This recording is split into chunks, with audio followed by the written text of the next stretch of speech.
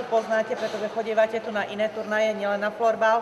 Dúfam, že vám dneska hokejky budú i tak správne, ich budete držať a budú tam, kde majú byť a že nebudú žiadne fauly a žiadne vylúčovania.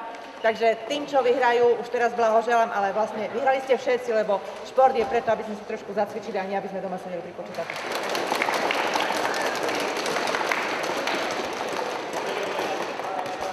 Ja by som iba jednu vec, chalani, hrajte fair play, aby ste sa zabavili. Uvedomte si, že na druhej strane ihriska to nie je váš nepriateľ, ale váš super. Máte nad ním zvíťaziť a poraziť ho a nie uraziť a zlikvidovať ho. Dobre? Takže len toľko. Držím vám palce.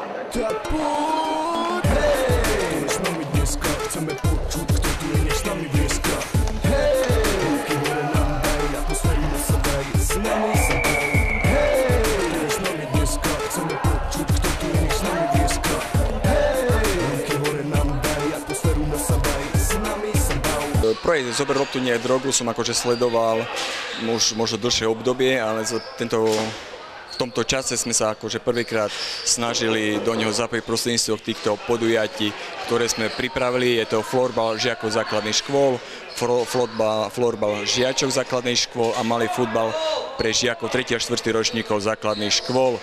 Tým deťom chceme ponúknuť, aby vedeli si využiť vhodne ten voľný čas, ktorý majú a šport je ešte ten, ktorý ich dokáže pritiahnuť a sme radi, že nejaký takýto projekt vznikol a môžeme ponúknuť využitie tých aktivít, ktoré ponúka ohľade športu. Ja som stále na toho názoru, že lepšia je prevencia, ako potom všetky tie následky, ktoré tie drogy prinesú a ten šport ešte dokáže tie deti pritiahnuť, aby vedeli využiť ten voľný čas a nevenovať sa drogám.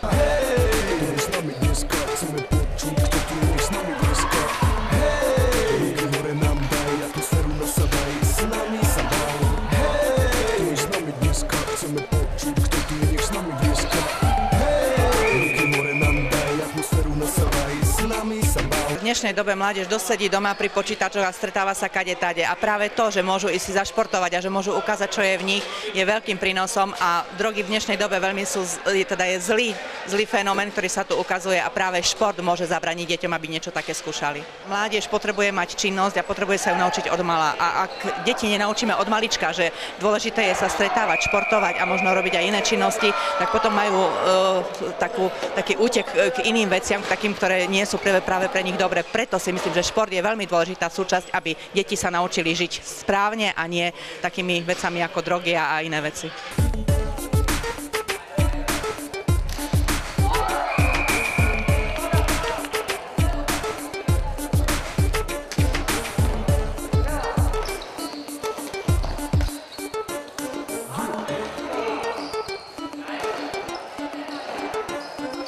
Myslím, že deti sú radi, keď môžu prísť do telocvične. Svedčí to aj o tom, že u nás telocvičňa do 9. do večera vždy vyťažená, takže deti veľmi radi športujú, len im treba dať k tomu príležitosť. Keď bude akože ochota z občianskeho združenia Zober loptu nie drogu, tak určite budeme sa zapájať aj v budúcnosti.